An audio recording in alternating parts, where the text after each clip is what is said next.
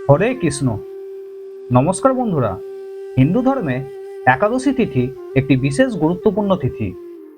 সকলের উচিত একাদশী ব্রত পালন করা। একাদশী ব্রত ভগবান বিষ্ণুর প্রতি ভক্তি প্রদর্শনের উপায়। শাস্ত্র মতে একাদশী ব্রত পালন করলে পাপের মোচন ও পুণ্য লাভ হয়। এই একাদশী ব্রত নিষ্ঠাভাবে পালন করলে মানুষ জন্মমৃত্যুর চক্র থেকে মুক্তি পায়। এদিন যদি কেউ উপবাস করতে না পারেন তাহলে ফলাহার করবেন।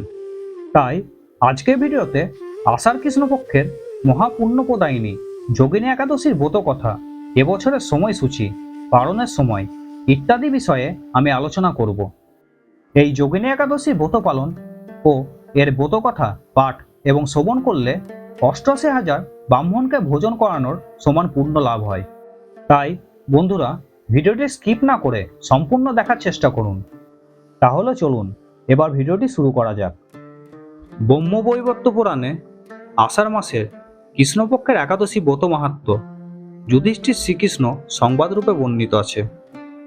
যুধিষ্ঠির বললেন, হে বাসুদেব, আষাঢ় মাসের কৃষ্ণপক্ষের একাদশী ব্রত মাহাত্ম্য কৃপাপূর্বক আমাকে বলুন। শ্রীকৃষ্ণ বললেন, হে মহারাজ, সকল পাপ বিনাশিনী ও মুক্তিপ্রদায়িনী এই উত্তম ব্রতের কথা আমি বলছি, আপনি শ্রবণ করুন। আষাঢ় মাসের কৃষ্ণপক্ষে একাদশী যোগিনী নামে খ্যাত, মহাপাপ নাশকারী। এই তিথি ভবসাগরে পতিত মানুষের উদ্ধার লাভের একমাত্র নৌকাস্বরূপ। ব্রত পালনকারীদের পক্ষে এটি সর্বশ্রেষ্ঠ ব্রত বলে প্রসিদ্ধ। এই প্রসঙ্গে আপনাকে একটি পবিত্র পৌরাণিক কাহিনী বলছি। অলকানগরে শিবভক্ত পরায়ণ কুবের নামে এক রাজা ছিল। তিনি প্রত্যহ শিব পূজা করতেন। তার হেমমালী নামে একজন মালী ছিল। প্রতিদিন শিব পূজার জন্য মানস সরোবর থেকে সে ফুল তুলে যক্ষরাজ কুবেরকে দিত। বিশালাক্ষী নামে হেমমালীর এক পরমা রূপবতী পত্নী ছিল। সে তার সুন্দরী পত্নীর প্রতি অত্যন্ত আসক্ত ছিল। একদিন সে তার স্ত্রীর প্রতি কামাসক্ত হয়ে পড়ল। রাজভবনে যাওয়ার কথা ভুলেই গেল। বেলা ২ প্রহর অতীত হলো। অর্চনার সময় চলে যাচ্ছে দেখে রাজা ক্রুদ্ধ হলেন। মালির বিলম্বের কারণ অনুসন্ধানে এক দূত প্রেরণ করলেন। দূত এসে রাজাকে বলল সে গৃহে স্ত্রীর সাথে আনন্দে মত্ত। দূতের কথা শুনে কুবের অত্যন্ত রেগে তখনই মালিকে তার সামনে হাজির করতে আদেশ দিল। এদিকে মালি কুবেরের পূজার সময় অতিবাহিত হয়েছে বুঝতে পেরে অত্যন্ত ভয় পেল। তাই স্নান না করেই সে রাজার কাছে উপস্থিত হলো। তাকে দেখা মাত্র রাজার ক্রোধ বশে চোখ রাঙিয়ে বললেন, রে পাপিষ্ঠ দুরাচার, তুই দেব পূজার পুষ্প আনতে অবজ্ঞা করেছিস, তাই আমি তোকে অভিশাপ দিচ্ছি। তুই শ্বেতকুষ্ঠগ্রস্ত হয়ে যা এবং তোর প্রিয়তমা ভার্যার সাথে তোর চিরবিয়োগ সংঘটিত হোক।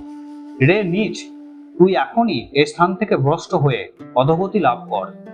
রাজা কুবেরের এই অভিশাপে হেমমালী তার পত্নীর সাথে স্বর্গভ্রষ্ট হয়ে দীর্ঘকাল যাবৎ কুষ্ঠরোগ ভোগ করতে লাগলো। রোগের যন্ত্রণায় দিন অথবা রাত্রে কখনোই সে সুখ পেত না। এভাবে শীত গ্রীষ্মে প্রচন্ড বেদনায় বহু কষ্টে সে দিন যাপন করতে লাগলো। কিন্তু দীর্ঘদিন মহাদেবের অর্চনের ফুল সংগ্রহের স্বীকৃতি ফলে সে শাপগ্রস্ত হয়েও বৈষ্ণব শ্রেষ্ঠ শিবের বিস্মরণ কখনো হয়নি। একদিন হেমমালী ভ্রমণ করতে করতে হিমালয়ে শ্রী মার্কণ্ডেয় ঋষির আশ্রমে উপস্থিত হলো। কুষ্ঠরোগে পীড়িত সপত্নী হেমমালীকে দর্শন করে শ্রী মার্কণ্ডেয় তাকে জিজ্ঞাসা করলেন, তুমি কার অভিশাপে এইরকম নিন্দনীয় কুষ্ঠরোগগ্রস্ত হয়েছ? সে উত্তর দিল, হে মুনিবর, রাজা ধনকুবেরের আমি ভৃত্য ছিলাম। আমার নাম হেমমালী। আমি প্রত্যহ মানস সরোবর থেকে ফুল তুলে শিব পূজার জন্য রাজাকে দিতাম।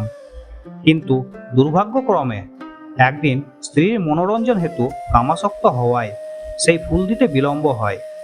রাজার অভিশাপে এইরকম দুর্দশাগ্রস্ত হয়েছি। পরের উপকার করাই সাধুগণের স্বাভাবিক কর্ম। হে ঋষিশ্রেষ্ঠ, আমি অত্যন্ত অপরাধী, কৃপা করে আমার প্রতি প্রসন্ন হন। তখন দয়ার্ত চিত্ত মার্কণ্ড মুনি বললেন, হে মালি, তোমার মঙ্গলের জন্য শুভফল প্রদানকারী এক ব্রতের উপদেশ করছি। তুমি আষাঢ় মাসের কৃষ্ণপক্ষের যোগিনী নামক একাদশী ব্রত পালন করো। এই ব্রতের পুণ্য প্রভাবে তুমি অবশ্যই কুষ্ঠব্যাধি থেকে মুক্ত হবে। শ্রীকৃষ্ণ বললেন, ঋষির উপদেশ শ্রবণ করে হেমমালি তাকে প্রণাম জানালো। পরে অত্যন্ত আনন্দে ঋষির আদেশ মতো নিষ্ঠার সঙ্গে যোগিনী একাদশী ব্রত পালন করলো। এইভাবে হেমমালি সমস্ত রোগ থেকে মুক্ত হলো ও পত্নী সহ সুখে জীবনযাপন করতে লাগলো। হে মহারাজ যুধিষ্ঠির, আমি আপনার কাছে এই ব্রত উপবাসের মহিমা কীর্তন করলাম।